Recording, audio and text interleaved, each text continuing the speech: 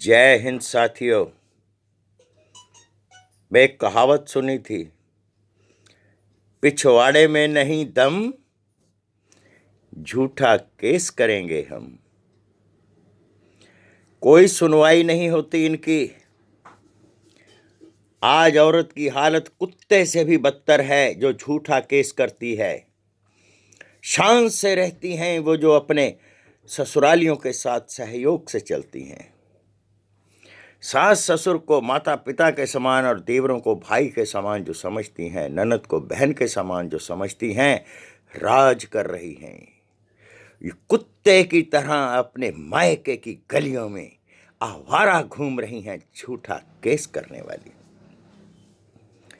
साथियों, मेरी वीडियो पहली बार देख रहे हैं, मेरे चैनल को सब्सक्राइब जरूर कर लेना, शेयर भी करना।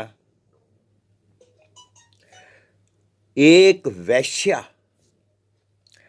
अपने जिस्म का सौदा करने से पहले कीमत बताती है, लेकिन ये झूठा केस करने वाली छुपी हुई वेश्याएं अपनी रात पहले बिताती हैं, कीमत बाद में बताती हैं, और उसकी कीमत लाखों में होती है। 20 लाख, 30 लाख, 40 लाख। सावधान ऐसी वेश्याओं से जो झूठा केस करके आपकी मान मर्यादा और आपके मान सम्मान को ठेस पहुंचाती हैं। चंद रातों की कीमत बनकर रह गया है ये शादी का धंधा। झूठा केस करने वालियों ने इस पवित्र रिश्ते का सत्यानाश कर दिया है। औरतों की बहुत मैंने बातें सुनी हैं, मोस्टली ये झूठा केस करने वाली कहती हैं, अगर हम खामोशी से जुल्म सहें तो हम भारतीय नारी, अगर हम आवाज निकालें तो हमें दुष्चरित्र कहा जाता है। नियम होते हैं किसी भी देश के, किसी भी घर के, कोई कायदा कानून होता है, उसके बरखिलाफ आवाज उठाने वाले को सजा तय है। मुल्क का गद्दार कहा जाता है जो अपने देश के कानून के खिलाफ चलता है। घर का गद्दार कहा जाता है जो औरत या पुरुष अपने कानून से परे होती है। इनके लिए सजा ही नियुक्त की गई है। बकवास करनी है तो अपने मायके में कर। उस पुरुष से भीख मांगती है, उस पुरुष से भीख मांगती है जो तुझे आश्रय देता है, उसके बरखिलाफ तू केस करती है। प्यारे बच्चों, इन झूठी महिलाओं से ना डरें, इनका सामना करें। इनका मान सम्मान इनके मायके में भी नहीं रहता, इनके ससुराल में भी नहीं रहता, यहां तक कि इनके साथ के आवारा आशिक भी इनका सम्मान नहीं करते। आज इनकी इज्जत, इनकी मान मर्यादा अपने मोहल्लों में, समाज में लड़कों से ज्यादा गिर चुकी है।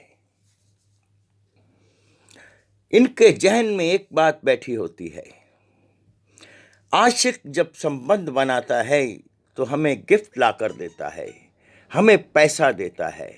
ये उस पति में अपने आशिक की तलाश कर रही होती हैं जो एक जिम्मेवारी का इंसान होता है, घर की जिम्मेवारी उठाने वाला। आशिक नहीं है वो, तुम्हारा पति है, ये सिर का ताज है तुम्हारा। रातों की कीमत मांगती हो। आशिक मर गए क्या जो तुम्हें खिलाते पिलाते थे? अपने मायके में जाकर ये जब बैठती हैं तो इनको अपने यारों की याद आती है, वो कस्में देते हैं और ये जाती हैं। कागज पर लिख लीजिए, अपने दिल पर लिख लीजिए मेरी बात, जो औरत झूठा केस करके मायके में बैठी है, आशिकों से भरपूर है वो। हम उसकी नहीं सुनेंगे, इसकी नहीं सुनेंगे। अम्मा को कहो शादी मत करे तुम्हारी। उस वक़्त तुम्हारी माँ बड़ी कातर दृष्टि से देख रही होती है, कोई लड़का हमारी लड़की को अपना ले। अच्छी लड़कियों तक का तुमने सम्मान खो दिया है दुष्ट औरतों। और मैं इन बच्चों को कहूँगा, आप किसी थाने से, किसी महिला सेल से डरने की आवश्यकता नहीं है। थाने वालों को भी पता होता है, महिला सेल वालियों को भी पता होता है, ये झूठी औरत है, झूठा केस करने आई है। जितने केस हैं सबका एक ही मुद्दा है, ससुर ने कमीज पकड़ ली, देवर ने जफ्फी डाल ली, ननद ने ताने दिए, सास ने मारा, बस। तीसरा मुद्दा नहीं है इनके पास। इनके जिस्म पर चोट का निशान नहीं होता। इनका कुछ भी मानसिक जो संतुलन है एकदम बिगड़ा हुआ होता है। इनके दिमाग में एक ही बात होती है, झूठ बोलना है। थाने में अलग स्टेटमेंट होती है इनकी, वुमेन सेल में अलग होती है, कोर्ट में अलग होती है। झूठ के पैर नहीं होते, ये थरथराते हैं। आप सच्चे हैं, कुचल दीजिए। ऐसी औरतों को सबक सिखाइए, डरिए नहीं। ये धंधा करने वाली शादियां जो है ना, घर से बाहर फेंकने के लायक हैं। ये मत समझिए कि आपकी शादी नहीं होगी, आप क्या होगा, कुछ नहीं होगा। ये धक्के खाएंगी मुफ्त में। 125 में इनको पैसा नहीं देना। अपनी मर्जी से मायके में रह रही हैं तो इनको एक पैसा भी आपका देना का अधिकार नहीं है। आपके साथ रहती हैं, इनका मान सम्मान कीजिए, सब कुछ कीजिए। अगर ये आप पर झूठा एलिगेशन लगाती हैं, 1 मिनट में बाहर कर दीजिए। 1 मिनट में। डरिए मत। डर आपको खोखला कर देगा।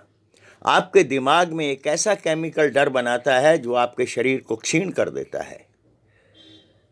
और इनके तो ऐसा लोचा बनेगा, ये याद रखना। इनकी माँ के लिए ही ये बोझ बन जाती हैं। जब सामने से 1-2 साल कुछ मिलता नहीं है ना, तलाक तो देना ही नहीं है। आप 497 में आपको छूट मिली है, आप जिस मर्जी स्त्री के साथ रहें उसकी मर्जी से। आप पर कोई केस नहीं कर सकती आपकी औरत। ये झूठा केस करने वाली जो है ना, इसको सबक सिखाना है। सबक सिखाना है बच्चों, डरना नहीं। मैं तुम्हारे साथ हूं। आवाज बुलंद करता रहूंगा जब तक इनको कुचल नहीं देता। जय हिंद।